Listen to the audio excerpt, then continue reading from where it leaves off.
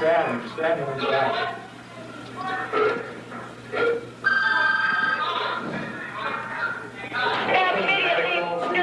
Medical on Cedar 3. Cedar. We need backup, we need medical. We're gonna need SWAT, we're gonna have that. Down here. Get that. Let those guys in. Yeah. Duty officer, you need SWAT down here, full gear. Cedar. Duty officer, go ahead and come back again. Cedar. This Johnny. Yeah. 1 and 2. Yeah. The shank went into 10.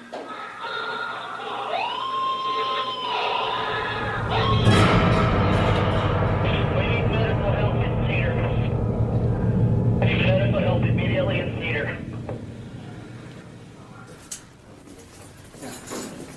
Take these off my feet. Yep. I went into the situation that I'm going to have to kill the guy. I'm not going to hurt him. I'm not going to stab him 2 times and say, yeah, we're even. You know, because the philosophy in prison is, you know, you stab me, I kill you. I just stabbed the shit out of him, you know, until he didn't move anymore. The reason I said Troy Kell was one of the most dangerous people I've ever met is because Troy Kell, when you meet him and when you see him in a certain environment, is a very charming, charismatic, intelligent individual who certainly by no means looks like somebody who could commit a crime as heinous as he committed in this case. I've seen guys hesitate on not thinking something was serious, and it was serious, and they get themselves stabbed up or they get themselves fucked off. They get themselves killed. All the white supremacists were going, say hi to Troy, make sure, you know, say hi, let Troy know that I said hi. And they were given the power, the white power symbol. Oh, sure. So. Well, and they like to mention that too because they want the status that's associated with him and his crime. Because they're looking to Troy, you know, he's our inmate god, and we're going to do anything we can to gain status with him because then that protects us within the institution. So they hold his shanks, they hold his brew, any contraband that he has, and he very subtly manipulates everything. And then to the administration, he wants to represent this clean image. Well, I'm not doing anything. You know, I'm not associated with these guys, but he still has his soldiers going out and performing these acts.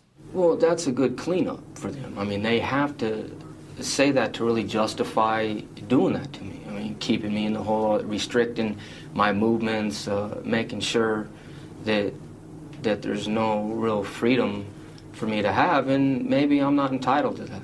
I mean, it's perspective of the individual. You know, some individuals think that, you know, he shouldn't have anything. Give him some bread and water and put him in a cage somewhere. And that's fine too, but don't expect the guy to be a nice guy and smile and to say thank you for the bread and water every time you bring it. You know, it's a double standard. They expect you to suck ass regardless of what they're running their face about. You suck ass long enough, pretty soon you start choking on shit.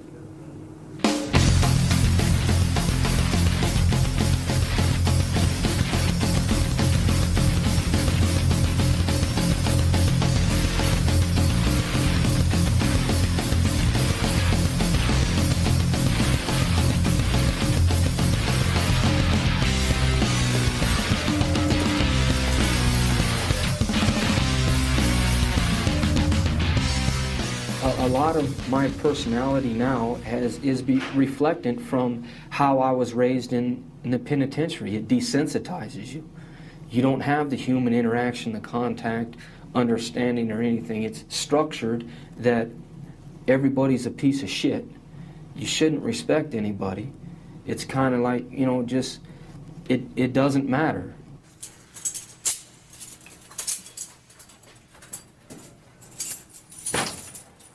You have to realize why Troy Kell went to prison. And that being, at 18 years old, he concocts a scheme with a couple of his friends to take a young man he's never met before in his life, a young man named Cotton Kelly, take him out in the desert, take out a gun. Troy Kell takes out a gun and shoots him 6 times at close range in the face, killing him.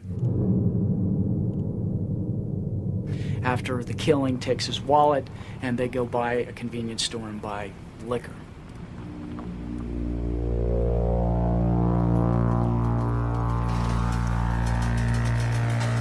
This guy, I felt, was taking advantage of a friend of mine, and she asked for my help. And I went kind of overboard. Me and a friend of mine from high school agreed to beat this guy up because he was doing some things to some teenage girls that we knew. She was a friend of mine. She was like a sister kind of to me. I met Cotton Kelly at Circus Circus 8 months prior to this actual tragedy. He ran some type of adult entertainment business. He wanted me to pose nude for him. He had started following me and calling my house constantly, harassing my family. And as a 15-year-old child, I made a very bad decision, a very immature request, and I called upon Troy to beat the man up, to have him leave me alone. I was raised in Las Vegas, Nevada, middle-class family. I'm the only child. I think I was probably just an ordinary kid on the block. I wasn't any different or anything from anybody else that I noticed. Troy's been a part of our life ever since I first came to Las Vegas, since I was probably like 6 years old. We lived on one corner of the street, and on the opposite street, he lived at the other corner. And me and a couple of friends, 2 little girlfriends, were walking down the street, and him and his little friends were sitting in front of his house on their bicycles. And, they were watching us, googly-eyed, because he's 3 years older than me. So when we got all the way to the end of the street, towards the desert, we turned around and said something real sassy, and they chased us on their bikes, and we ran, and he jumped off his bike and tackled me in the grass, and, it just became like a plaything. And ever since then, he was like, "You're gonna be my girlfriend." And I said, "No, I don't even like boys." Well, Troy used to come over to our house when he was like 7 years old, play with Sandy and Shane in the backyard, or go swimming. He was one of the neighborhood kids. Good kid. My father's into horses and kind of a redneck background, country boy kind of thing, and we had horses and stuff. I was expected to be successful. My family, they're not losers. His father was really, really strict, and I remember one time on his birthday, I think he was turning 13, and I believe I was 10, and I rode my bike all the way to the mall, and I bought him a Nike outfit, and he had to sneak out in his backyard and climb up on the brick wall for me to give him his gift, because he was on restriction. He was always on restriction, and for absolutely nothing. His father must have been very tough on him, very abusive, I believe, with him. And his mother was never around. I know they were separated, but I don't think his mother came around too much. I don't know if it was because of the father or what, but I guess he looked at me more like a mother figure, because he's always sent me, even till this day, he sends me a bouquet of Mother's Day flowers. My parents got divorced, and I kind of bounced back and forth between them. It was kind of a struggle for me for a while, but it's nothing out of the ordinary that any other kid goes through. I hung out with the stoners, and I also hung out with my jock friends, because I like to play sports, but I like to drink beer and smoke a couple of joints on the weekend too. I went to school, but I didn't like school too much. The authoritarian kind of structure of we're telling you to go here and do this, and I rebelled against that. Dropped out of school, and started getting in trouble after that. The story goes like this. Shaw and 2 of her friends allegedly lure the Canadian man out here to the desert. We're north of the city. Shaw then allegedly gets out of her car, goes to the bathroom, and on the way back, falls down. They had me pretend that my leg was hurt, and I guess this was a plan that they had conjured up. The Canadian man got out of the car to help Shaw. The man grabbed my arm to help me. That's when the first gunshot went off.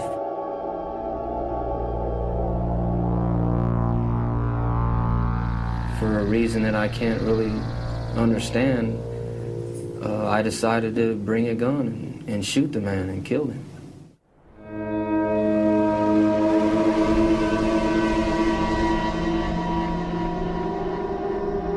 I didn't go to sleep that night. You know, Think about running away? Yes, of course. But why didn't you? I don't know. I didn't have anywhere to run to. You know, I couldn't just keep on running and running.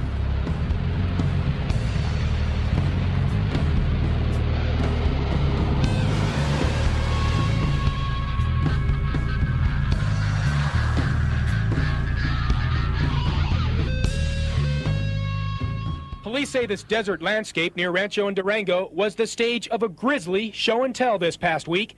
Police say the three suspects spent a week going back and forth here in the desert, showing off the body to their friends. Then one of the small children who had seen the battered corpse got to feeling guilty and told police. Las Vegas Metropolitan Police Department called me at work at midnight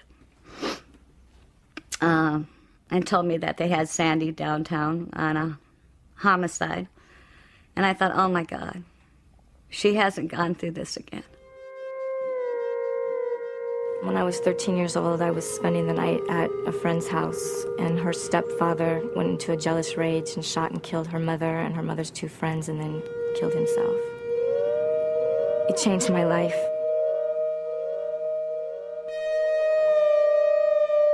I detached myself from my emotions. I didn't have a sense of life or death. It was just all the same to me. Another episode happened to her. She's walking home from school. Sees this guy come running up behind her, girl in front of her. Sees the guy shoot the girl in the back of the head. She's already gone through this. Now this is two. How many times? I mean, I'm 48 years old. I've never seen anyone in my lifetime get shot. I mean, what are the odds? So I went down, and I find out that she's the one being charged with it. I can't tell you how bad that hurt. To know my daughter was involved, and a man's life had been taken.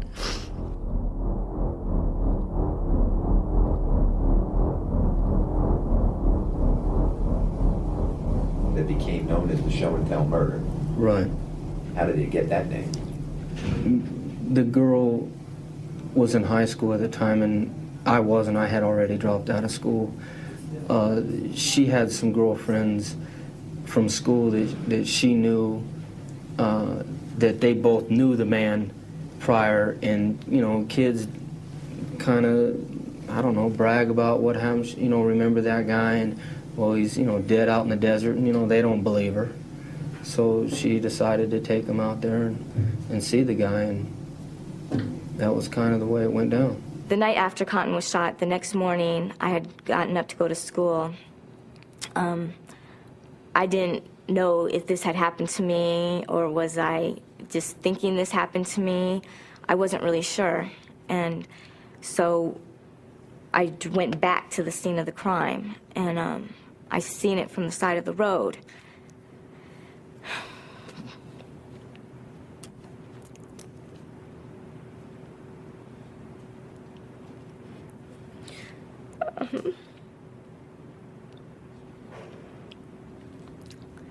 But it still wasn't real.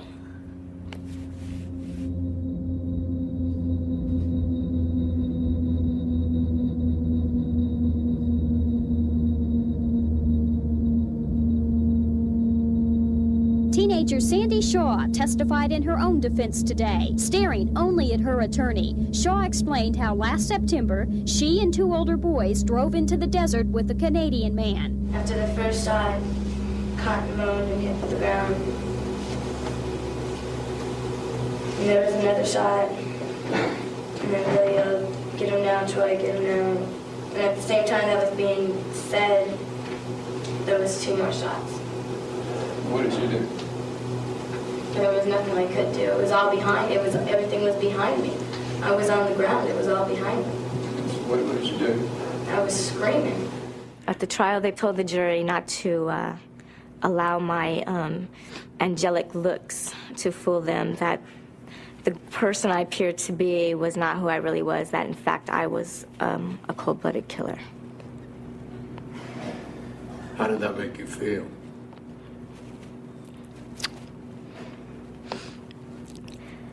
At the time, I really didn't feel anything. Through that whole time of my life, I really didn't feel nothing. How do you plead, guilty or not guilty? Not guilty. And charging you with conspiracy to commit robbery, conspiracy to commit murder, robbery with the use of a deadly weapon, and murder with the use of a deadly weapon. How do you plead, guilty or not guilty? Not guilty. They offered me a life with the possibility of parole on a plea agreement, and being stubborn and kind of thinking I knew everything at the time, I didn't take it. I thought that 10 to 15 years was the rest of my life at 18 years old. And in reality, it's not. You know, you can start over again.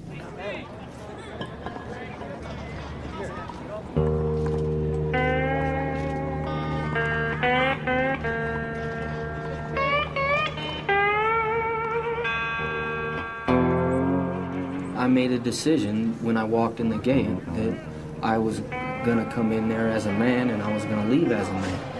I wasn't going to resort to things that a lot of people in my situation had to do to survive in prison. I wasn't going to suck dick. I wasn't going to wash people's laundry. I wasn't going to tell on people. I wasn't going to fall into that structure to survive in my environment. I kind of took responsibility at that time that I got myself in the situation. Now deal with it. I was fortunate in the sense of some older guys seeing that I had a lot of time to do, and I stuck up for myself, so they kind of put me under their wing on schooling me, on showing me who was who on the yard and what to stay away from. Don't get in gambling debts, don't get in any kind of drug debts.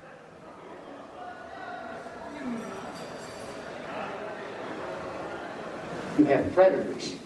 You have homosexual predators, you have extortionists, and a whole ball of wax, and they're going to test you. One incident, I ended up getting shot and stuff like that on the yard, and with a guy that was a notorious booty bandit.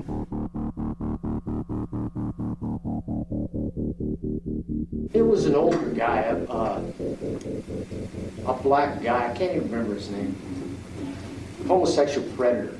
I was 19 and this guy was in his late 40s, and we were on the yard, and it came to either, you know, he says, if you want respect, you're going to have to come and get some respect. So I had to make sure that that wasn't going to be tolerated. That meant that you battled for it.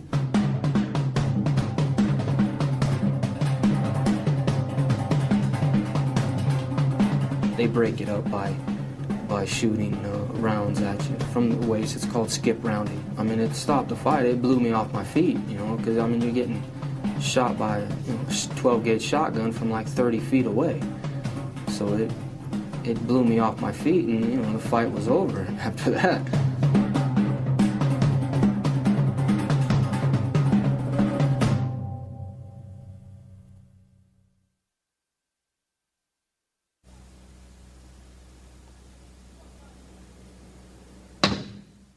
When I arrived at prison, I came to prison for forgery. I forged a $300 check. That's what I was in prison for. I was serving a sentence of a 1 to 15. I wasn't placed in like a minimum security prison for forgers. I was placed in a super maximum security prison for murderers. Eric Daniels was a co-defendant to Troy Kell, and in fact was the individual during the homicide that laid across the victim's leg so as to incapacitate the victim from moving. The ironic thing, had been sent to prison on a 0 to 5, somewhat minimal forgery case, where he had actually taken a check from a local sheriff here, which was his first mistake, and then forged the sheriff's name on his check. Not a bright idea. Sent him to prison for 0 to 5. So Rick Daniels went from a small-time crook to never going to see the light of day outside of a prison again. Here I am, a forger, living on death row. I was interacting and recreating with 3 guys that had death sentences that were going to be executed within the next 3 or 4 years, and I'm in prison on forgery. That's how I ended up becoming involved in violent situations.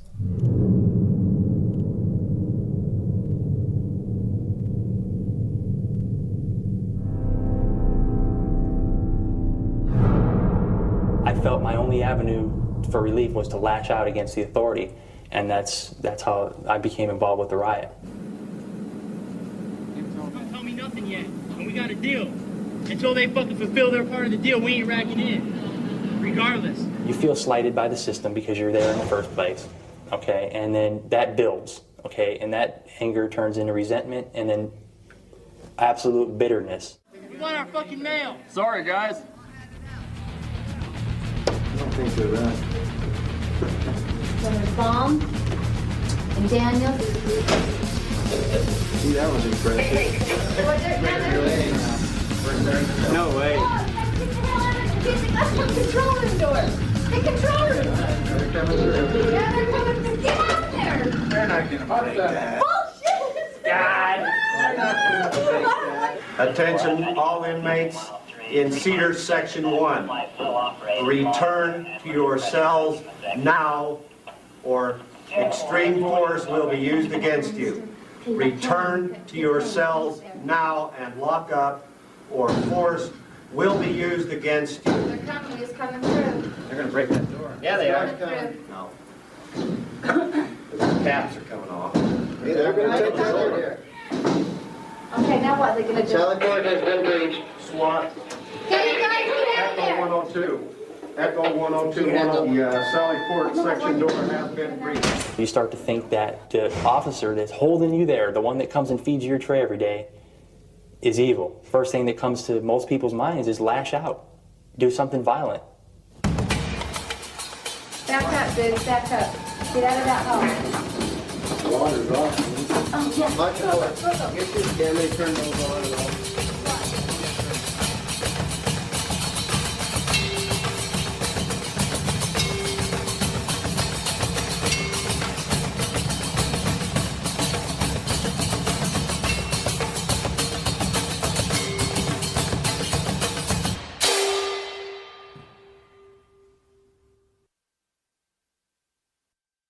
You're in your cell for so long, by yourself, you have no television, no radio, very little contact with the outside world. You develop different symptoms of mental illnesses, paranoid, schizophrenic, anxiety disorders, impulsive behaviors, and because you have absolutely nothing to do in there all day long, I plotted and planned on what I was going to do to the administration when I got out of there. I threw some urine and some feces on her because I couldn't do anything else to her. I couldn't get my hands on her, and so that was the next best thing. It made me feel on top of the world to see her running out of the unit, screaming her head off with feces in her hair and her face.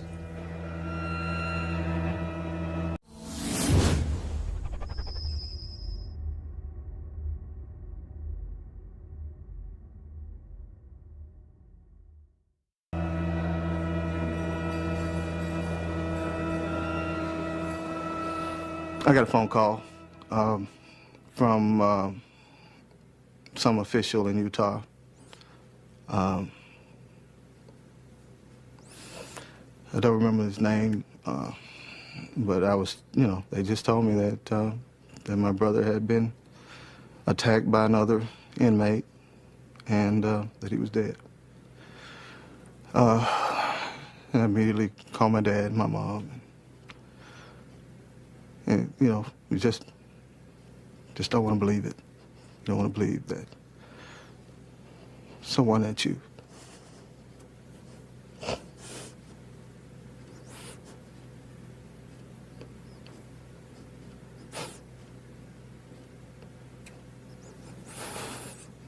someone that you love is gone. This was a victim who had a quite storied past in Arkansas, had been in trouble with the law, including armed robbery, had some violent tendencies in Arkansas, and in fact had committed some assaults on guards in Arkansas, committed assaults on inmates in Arkansas.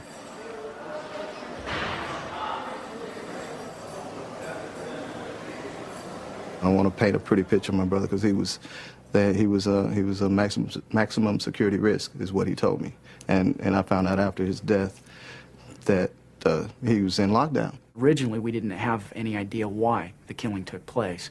As we got into the case more and more and we did more investigation, one of the more startling aspects of the case was that this was really just some racial hatred.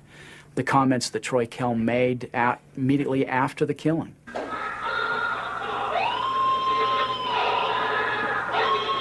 And that he was really quite proud of himself, that, you know, that this black person would no longer be around, that he couldn't talk about white women, certain comments like that, that he was really, seemed very proud of himself, that there was one less African American on the earth and that was something good.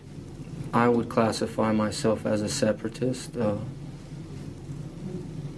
I believe that the white man should return to Europe and should have never came over here.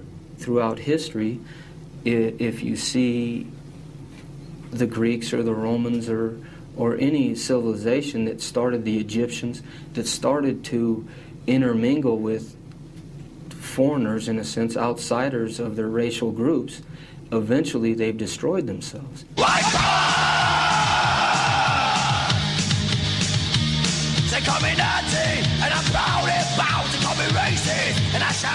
As we delved into the case, we found out fairly quickly that Troy Kell had very strong beliefs as a white supremacist. The white supremacist group, or gang, if you want to call them that, is significant and probably the most significant single group or gang we've got in our prison. Prison has a tendency to, you know, force an individual, someone who's impressionable as I was, young, to identify with a group and or a certain ideology.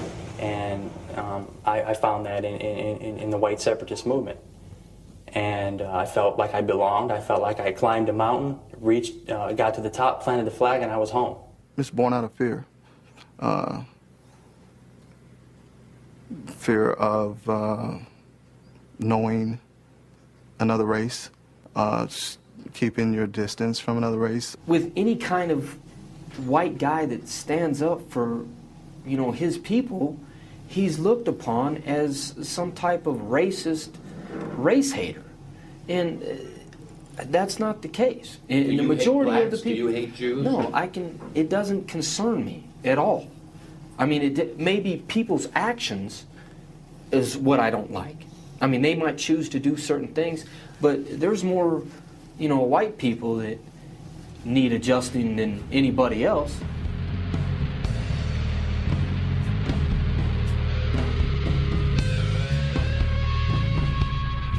In preparation for the case, and primarily the sentencing portion of the case, I went out to Nevada, where, of course, Troy was housed as an inmate for years. During the course of that, we actually found a letter, and it was a letter that Troy Kell had written probably 10 days to 2 weeks prior to the homicide here in Utah. And he was writing some of his white supremacist inmate friends in Nevada. And in that letter, he talked about and actually prophesied that he was going to commit this crime in Utah. Talked about how in his terms, a nappy-headed monkey had been running his mouth, and this nappy-headed monkey was going to get his, and there's going to be pain and suffering involved in that. It was a power trip to begin with, but it had racial overtones to it. The race issue was used to justify the power trips, controlling the action, wanting to control the TV, the ice bucket, where this person lived with who, things like that happen in prison. It becomes racial only as a secondary consequence. It starts off from greed and profit and control, like anything else. I had a confrontation with him verbally that derived from two other people's fight. It kind of, flowed over to me getting involved with him. And it was kind of agreed between me and him that we were going to take care of it. That any chance that either one of us got, that we were going to deal with the situation.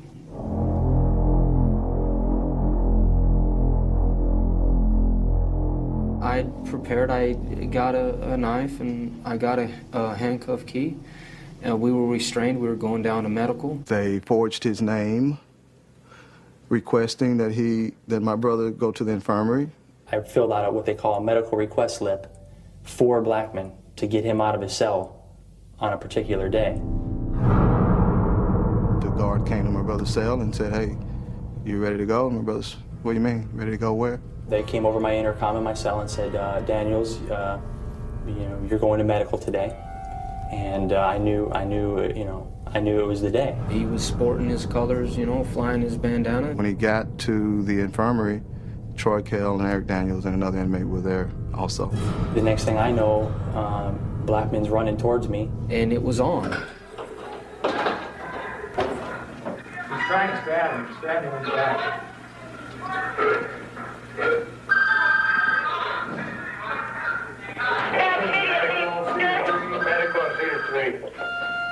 I knew that it was a strong hit because of the color of the blood, and it's dark, and that's a sign that where you got an artery or a vein or something like that. You need to SWAT down here, full gear. Steven. Hey, officer, go ahead and come back again. Steven. This Johnny. Yeah. I 1 and 2. Yeah. SWAT, full gear in Cedar 3 now. Section 3 here.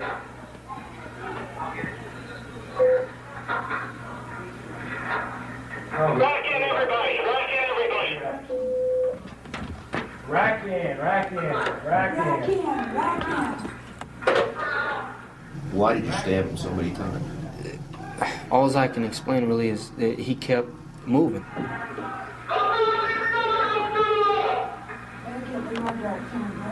I just stabbed the shit out of him, until he didn't move anymore.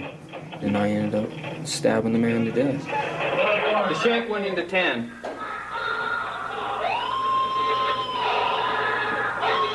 Afterwards, I felt, man, goddamn, why'd you kind of make me do that? Or I didn't weigh in the fact that he was a father or a brother or a son to anybody.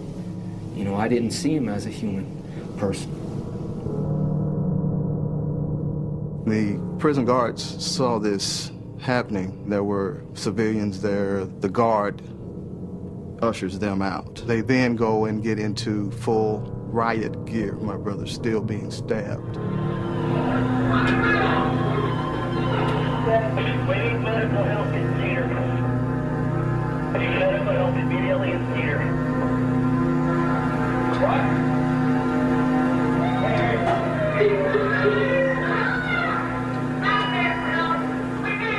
They come in, and then they grab Kell and this other guy. Well, my brother's dying by then. It's just too much time has elapsed.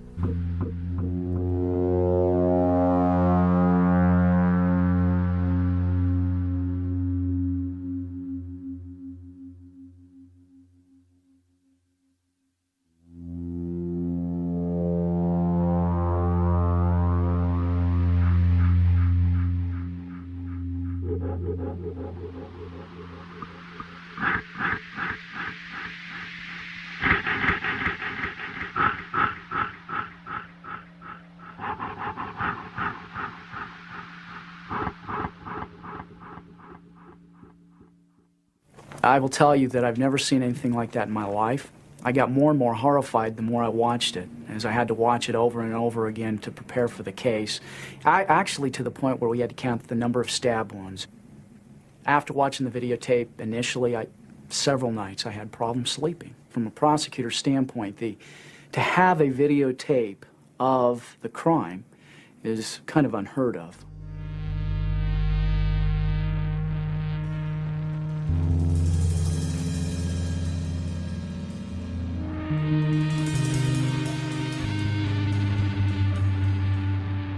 My father and I went to Utah for one reason only, and that was to try to make a change. We wanted to talk to the prison officials. We wanted someone to tell us that they were going to change the procedures. That's why we went, to ensure that what happened to my brother didn't happen to another inmate. Troy Kell did take the stand. He was very articulate, very intelligent, and was able to bring up emotion, which at the time appeared to be genuine. And in fact, he addressed the victim's family, who happened to be in the audience from Arkansas. From the witness stand, he asked if, after he finished testifying, if he could talk to me and my dad one-on-one and sit down. And he said, sit down as men and talk. Told them how sorry he was that he had killed their son, their brother. And he actually was crying at the time, which I've got to say, as a prosecutor, it was one of the more remarkable events I had seen from a defendant testifying on the stand. There were, like, I think 8 women on the jury and 4 men, and I kind of looked over it when he was testifying, and some of the women were crying. Fortunately for us, before Troy Kell had taken the stand to testify, he had told 2 of the guards that were transporting him to and from the courtroom, watch this, I'm going to win an Academy Award. In other words, he was going to get on the witness stand and just lie. Yeah, I was fighting for my life. I did what I had to do to try to save my life. But I didn't, the emotional part of it was genuine to his family. Because the way I live my life, eventually somebody, if the state doesn't kill me, eventually someone will get me, you know, because of the way I live my life. It's just a part of it. And my family accepts that. And I accept that. But the thing is I would want somebody to show my father the respect that that I think he's got coming. You know, that's all I can really say about that. So, if I understand you right, you're saying that you meant what you said to that father. That wasn't an act. That wasn't fake. No, I meant what I said to him. I mean, they want to downplay it because they're fighting to win the case. I put the guards back on the stand, and the guards ended up testifying as to this conversation they had had with Troy Kell about winning an Academy Award.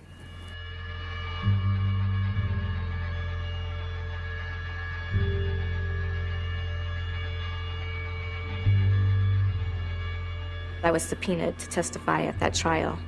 Although I wish he would have done things a lot differently, I don't know if I can, I can't pass judgment upon him for the things he's done. I don't agree with the things he's done. I don't like the things he has done. But I cannot judge him for the things he has done because I don't live like he lives, and I don't walk in his shoes, and I don't feel what he feels.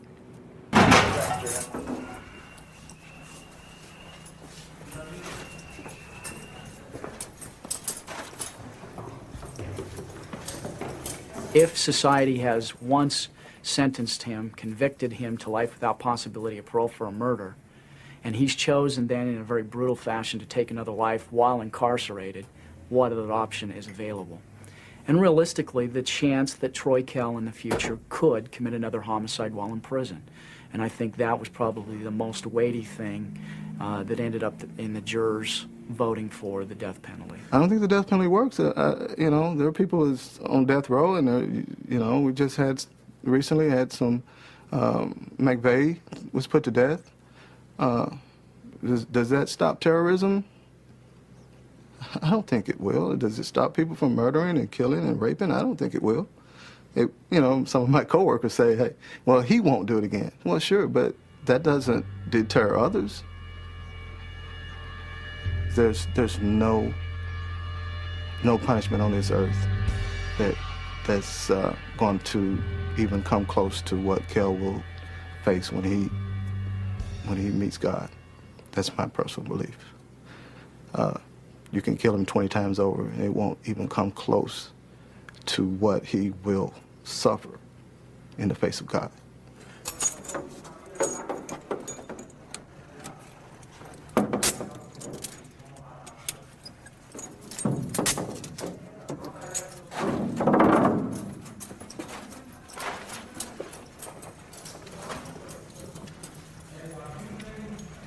I don't believe in the heaven and hell thing. It's a control mechanism to control the masses, and it's run by fear.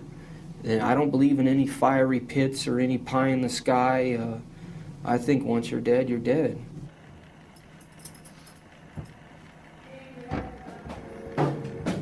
And when my life is over, for you this song I'll sing.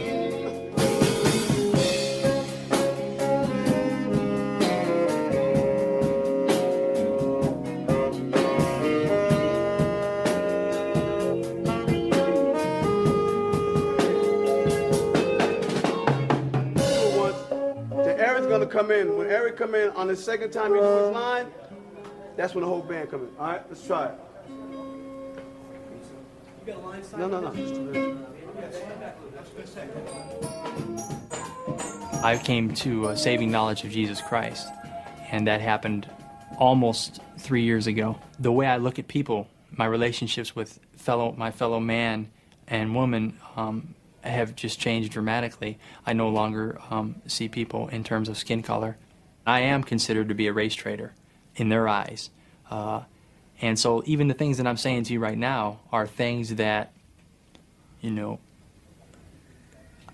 I could be retaliated against for. Well, I'm happy for him. And I hope that he can turn his life around. I'm sorry for fucking his life off. Mm-hmm. Troy would be, on a spectrum, he would be the extremist. I honestly believe that if Troy was to ever get out of prison, he'd be, you know, blowing up buildings and stuff. I mean, you know. You mean like a Tim McVeigh or a militia movement or? Yeah. And I probably would have too, to be honest with you, if I'd have gotten out of prison. That's the self-destructive path that I was on.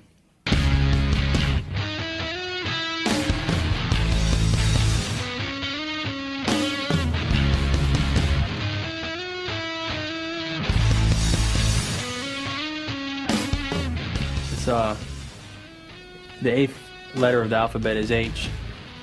HH stands for Heil Hitler. White supremacists believe that Jews are the ultimate enemy, that they pit black and white against each other so that we both eliminate each other in order that they ultimately win. And that's the whole philosophy in a nutshell. Yeah, the banks, the media, you know, they subliminally inject thoughts and opinions into people's minds, and those opinions are all favorable for the Jewish agenda and all that nonsense. And the thing is, I see it now as nonsense, but I'm telling you, I bought into it. I think that there's some merit to that if you look at the people that are calling the shots, and I think it's definitely not coincidental. I mean, they look out for their own. I mean, they've been through some hard damn times in the history of the world, and they're entitled to do that, and it's a power trip. It's all it is. It's a structure. Do you believe the Holocaust happened, or do you believe these revisionists who said it never happened? It's just a bad rap on the Third Reich. To the magnitude that they say, no, because there's no mention. It's only the numbers don't match up to the claim of what they're saying of the Holocaust. Yes, I believe it happened. There was a war going on. And he told them what they were going to do, what he was going to do, 10 years before he even started doing it. It's, you know, seek and destroy. That's the way it was conquest. That's what was happening. I mean, that's just the way it went. I mean, that's how nations were built, was by force.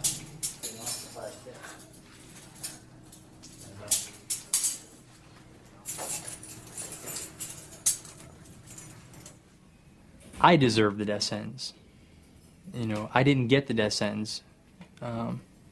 Again, I believe that God intervened in my life, or at least in 2 jurors' minds, and I didn't receive the death sentence. I deserved it, and I got mercy. and Troy didn't.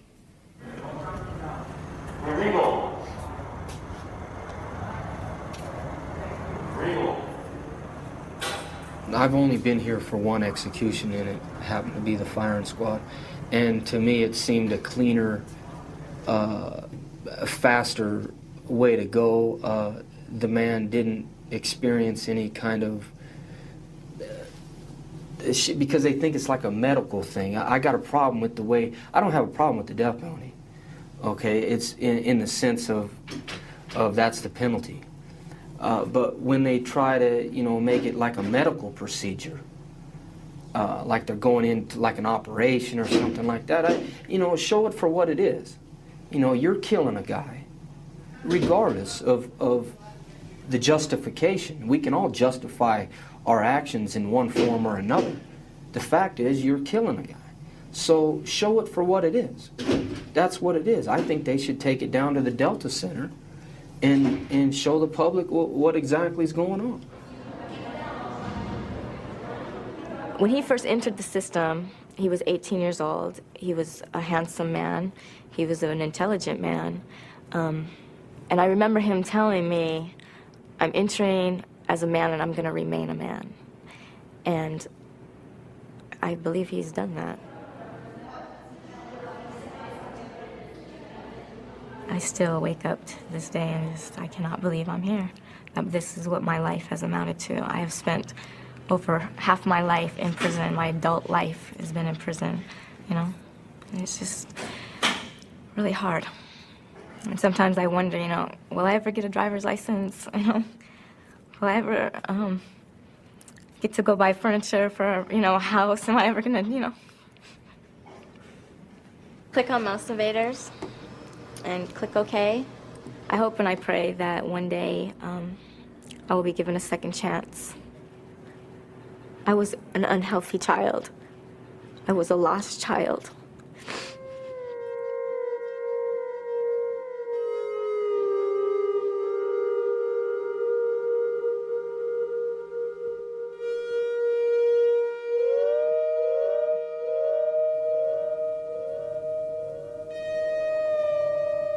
How much longer do you expect to be alive? I don't know. I can't even answer that question. I can't even answer that question. I don't know. I really don't know. I hope a long time, but I go through that all the time. So I don't know. You go through what all the time? I go through with making the decision of, living through this shit or not. Because I fucked my life off. So, I've been pissed off since I've been 18 years old.